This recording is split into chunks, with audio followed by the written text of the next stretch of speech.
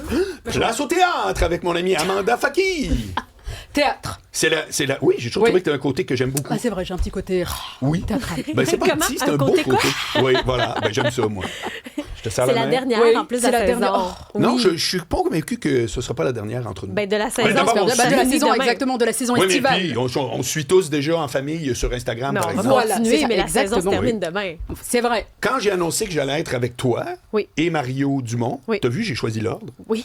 À 9h chaque matin, le premier bravo que j'ai reçu, c'était Amanda Faki. Tu vois, une fidèle. Déjà.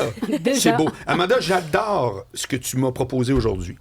Tu vas parler littéralement d'Éric Duhem. Je veux que tu passes à travers tous les points, même. Ah oui, tu veux oui, que oui. que je consulte Non. la feuille que je t'ai envoyée? Oui, mais non, mais Ok. si tu veux, je te dis juste Ah oui, que vas-y. j'ai lu et Oui. je trouve que ça m'apparaît, mais on est exactement sur le même target. C'est pas toujours le cas en plus. Hein? On aime bien se Effectivement, parce pogner. qu'on- voilà. On se pogne dans la joie. Je dis ça à Duhem Toujours. aussi. Mais vas-y, je t'écoute. Alors, Éric Duhem. Moi, c'est un personnage qui va me fasciner, qui me fascine, parce que durant la campagne électorale, il va jouer un rôle déterminant. Il faut se poser la question, c'est quoi l'objectif de Duhem? Certainement pas de rafler l'ensemble du Québec, il faut être réaliste. Bon, il va rafler Chaudière-Appalaches, Québec également. Mais son objectif, et c'est drôle parce que c'est quoi son slogan? Oser pour vrai. Et je pense qu'il va oser déranger durant cette campagne. Et on l'a vu, il a proposé de sabrer donc 47 milliards de dépenses. Il fait drôlement penser à Javier Milei. Hein. Il lui manque juste vrai, la c'est tronçonneuse vrai. entre les mains. Mais c'est l'image qu'il veut projeter. Il incarne quoi? C'est droite qui est affirmée, qui Assumée. est assumée jusqu'au bout, libertarienne également. Donc, Duhem, ce qui est intéressant avec le personnage, moi je le considère comme un personnage, au sens où il va utiliser l'effet d'ancrage. C'est-à-dire qu'il va forcer ses adversaires à réagir. Il est précoce, il a déjà dévoilé sa plateforme électorale. Donc, si on résume, on coupe dans les subventions, on réduit entreprises, faut bien aux spécifier. entreprises, Oui, oui. exactement. On va réduire la taille de l'État, et c'est très intéressant, le 47 milliards, ça frappe l'imaginaire. Ben oui. hein. Et tout le monde en a 47. parlé cette Bah, semaine. Tout le monde en parle, Oui. bah, tu n'as pas le choix, tu es un adversaire, bah, tu n'as pas le choix de réagir. Le PLQ, comment est-ce qu'ils ont réagi? Ah, c'est pas réaliste. Donc Michel Leblanc, président de la Chambre de commerce de Montréal, c'est pas réaliste. Ben, je me dis, comme Éric Duhem, tout de suite, plante son drapeau, plante ses cartes, joue ses cartes, est-ce que c'est une bonne stratégie, justement, de prendre l'avance? Parce que le Parti libéral, on ne sait pas vraiment ce qu'ils veulent faire.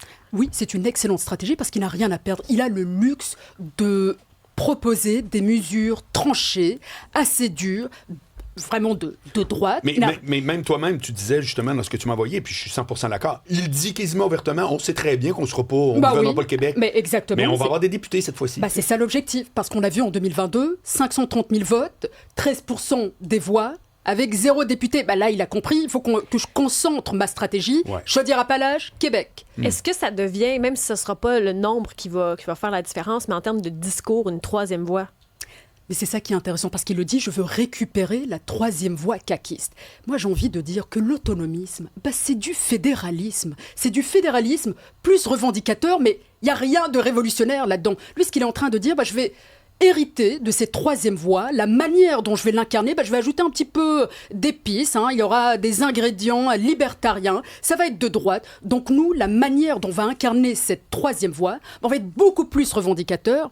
Mais jusqu'à présent, on l'a vu avec la CAQ, ça n'a pas marché. Tu quêtes, t'obtiens pas ce que tu veux. Tu trouves pas qu'être autonomiste, ça, tu sais, mettons, on dit fédéraliste, souverainiste, puis autonomiste, pour moi, c'est OK, moi, je joue plus.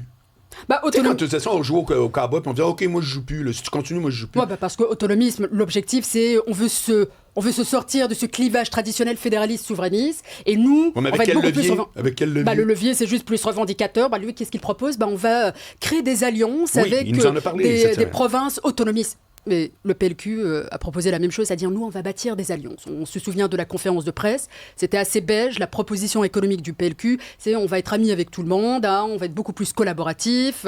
C'était pas vraiment la politique du poing sur la table. Mais Duhem, c'est ce qu'il veut incarner, la politique du poing sur la table. Hein. Nous, on va y aller fort, on va même multiplier les contestations judiciaires avec Ottawa. Mais ça, c'est un discours, c'est un changement de temps, il veut se montrer plus fort que les autres. Maintenant, deuxième élément, c'est la politique nataliste.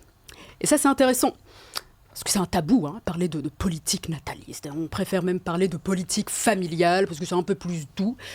Éric Duhem, qu'est-ce qu'il dit? Il dit que, bon, si tu as un premier enfant, tu auras une aide financière. Mais c'est assez vague. Aide financière comment? Chèque, aide financière, crédit d'impôt, mais encore une fois, il va forcer ses adversaires à se positionner là-dessus. Et on ne peut pas ne pas parler de natalité, qu'on sait que l'indice de fécondité au Québec, c'est de 1,36 enfants par femme, et que le seuil de renouvellement générationnel est de 2,1, donc on est en deçà de ce seuil. Et qu'est-ce que ça change dans notre vie, un indice de fécondité qui est faible? Avec le vieillissement de la population, on a besoin d'un bassin de main-d'œuvre, on a besoin pas juste ça, quelqu'un qui paye. Quelqu'un qui paye, on a besoin de contribuables. Exactement, comment tu finances les services? Des gens. On peut parler de productivité automatisme, mais tu as besoin de main-d'œuvre. Et les adversaires n'ont pas le choix que de se positionner là-dessus. Donc il va vraiment jouer le rôle du trublion, du provocateur, de l'agitateur, qui va vraiment brasser la cage. Ça va être très très intéressant. Donc il impose les thèmes. Il impose les thèmes. Je suis assez d'accord avec toi. Il impose les thèmes, mais maintenant son plus grand défi, c'est la crédibilité. Tu peux imposer des thèmes, c'est facile. Tu peux vraiment incarner la figure de la personne jusqu'au boutiste, vraiment la figure de Javier Milei. Mais la crédibilité, il y a un moment donné où les gens vont se poser la question, ton 47 milliards, tu le coupes où? Qu'est-ce qu'on sacrifie dans ce 47 milliards? Les hôpitaux? Lui disait que les subventions aux entreprises, c'est déjà la moitié de son 47 milliards. Voilà. Déjà, c'est 47 sur 5 ans. 47 sur 5 ans, effectivement. Oui. 47 sur 5 ans, effectivement. C'est ça, il faut quand même relativiser. Effectivement, les subventions, je pense qu'il ne va pas perdre des plumes quand il parle de couper dans les subventions des entreprises, parce qu'il y a eu des défaites avec la CAQ. Donc il le sait, écoutez, voici ce que la CAQ a fait avec Northvolt, Taïga, Lyon Électrique, ça n'a pas fonctionné. Donc nous, on change radicalement de stratégie, pas de subventions, on va couper dans les subventions pour les entreprises. Maintenant, c'est la crédibilité économique. Et la crédibilité, comment elle s'incarne? Jusqu'à présent, jusqu'à preuve du contraire, peut-être que je me trompe, je n'ai pas entendu parler d'un candidat économique. Chez Éric Duhaime? Chez Éric Duhaime. Pas à ma connaissance non plus. Il y a quelqu'un pour la santé, dans Chauveau d'ailleurs, Karim. Oui. Après, peut-être. Mais est-ce que ce sont les candidats qui font le parti? Quand tu vas voter, est-ce que c'est vraiment les choix des candidats qui vont faire changer le vote? Ça permet de crédibiliser ta plateforme, parce que Éric Duhaime, quel est son parcours? C'est un animateur qui sait bien parler, un animateur aussi qui, il est politisé, il connaît bien ses dossiers, mais tu ne peux pas t'improviser économiste. 47 milliards, ça frappe l'imaginaire. Il est très bon en communication. Sur le plan rhétorique, il est très très fort, mais on a besoin d'une figure qui va crédibiliser cette plateforme. Tu parles aussi d'élargir. Explique c'est quoi la fenêtre d'Overton. C'est très intéressant. La fenêtre d'Overton, c'est un concept de politique publique. Ça a été inventé par un lobbyiste américain à l'époque. La fenêtre d'Overton, essentiellement, c'est à force de parler d'un sujet qui peut être tabou aujourd'hui, à force d'en parler, à force qu'on crée cet écosystème qui permet d'élargir la discussion, on élargit la fenêtre du disciple, de ce qu'on peut dire dans l'espace public. Donc, ce qui est permis ou pas, dans le fond. Ce qui est permis, ce qui n'est pas permis. Et Éric Duhaime, ça va être ça son rôle, c'est d'élargir la fenêtre d'Overton. Maintenant, la fenêtre d'Overton, c'est au-delà de « il faut qu'on coupe dans les dépenses ». Est-ce que vous trouvez qu'on a un État maternisant, que la Révolution tranquille, elle a créé un mammouth au Québec et qu'il faut absolument qu'on sabre dans les services publics? Donc lui, il va être bon dans cette stratégie d'élargissement de la fenêtre d'Overton. Même la politique de natalité, pour moi, ça va être très intéressant à voir comment est-ce que ça va se concrétiser, comment est-ce que les autres partis politiques vont se positionner.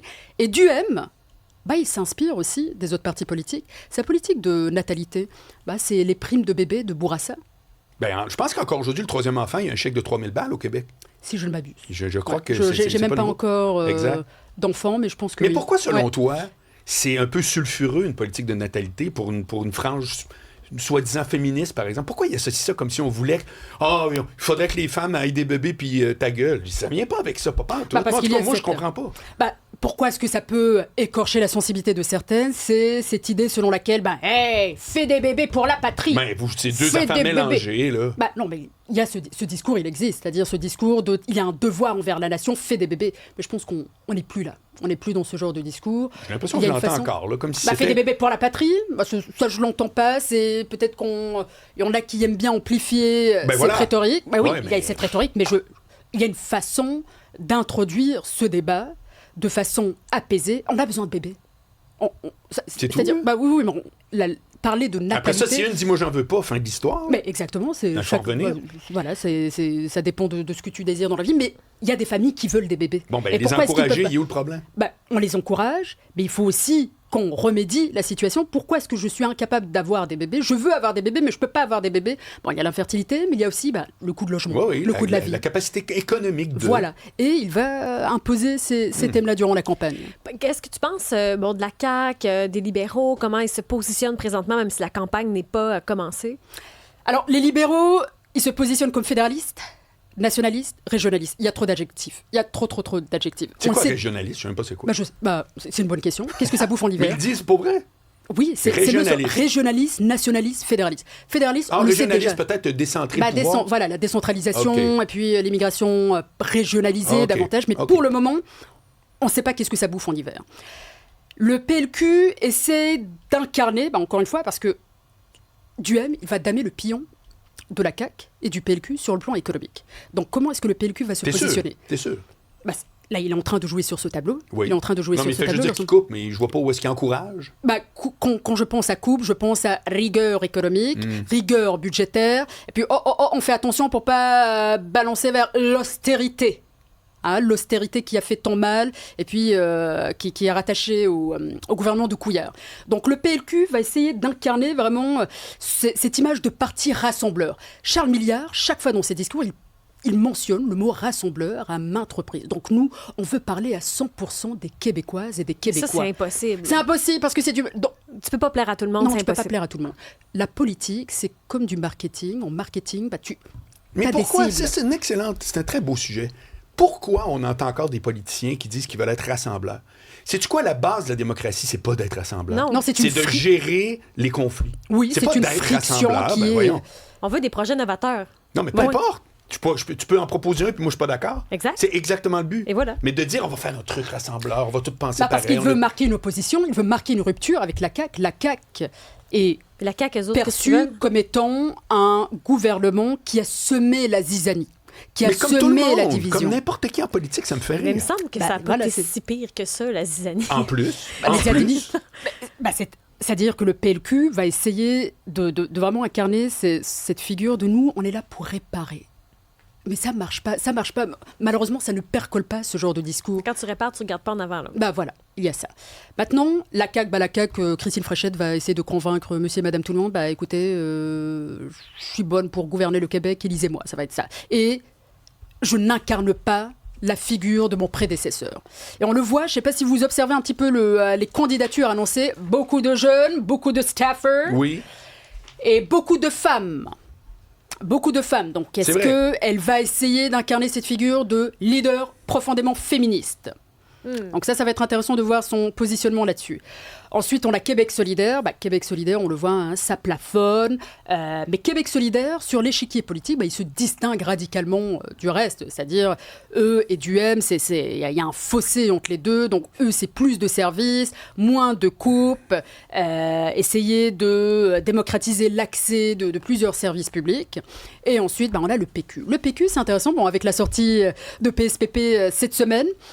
Moi, PSPP, hier, j'ai intervenu dans une chronique, je l'ai comparé à un cône orange. Un cône orange, c'est quoi? C'est quelque chose de prévisible, qui est là, qui est sur l'autoroute, et ça revient constamment. Donc, il est constant. C'est-à-dire, il n'a pas changé d'avis. On sait bien qu'il va tenir son référendum lors du premier mandat. Bon, la date bouge, mais bon. Oui, la date bouge, mais ce qui est intéressant, et c'est le bullshit que je refuse d'avaler, c'est que la campagne de peur... c'est l'apanage des fédéralistes. Je suis désolée, même les péquistes aiment bien brandir la peur. La peur, en rhétorique, c'est ce qui permet de mobiliser les gens. C'est un catalyseur d'action. Donc dire que juste les fédéralistes vont brandir l'épouvantail référendaire, les péquistes aussi vont brandir l'épouvantail du méchant régime colonialiste qu'est le fédéral. Et l'autre carte qu'utilise PSPP, c'est Trump. Trump, il nous dit, écoutez... Trump génère de l'instabilité, donc pour créer un débat serein et puis que le tout se fasse dans les règles de l'art, on va attendre. Je suis désolée, on utilise encore l'argument Trump, c'est-à-dire l'argument Trump a même été utilisé par Carney pour dire, écoutez, lisez-moi si vous voulez plus de stabilité. Mais pour lui, ça a fonctionné. Ça a fonctionné, mais c'est drôle de cracher sur un gouvernement qui a utilisé le même stratagème quand toi tu utilises le même. Donc ne nous prenez pas pour des valises. Merci Amanda Fakihi et à très bientôt. Très bientôt. Belle continuité, salut.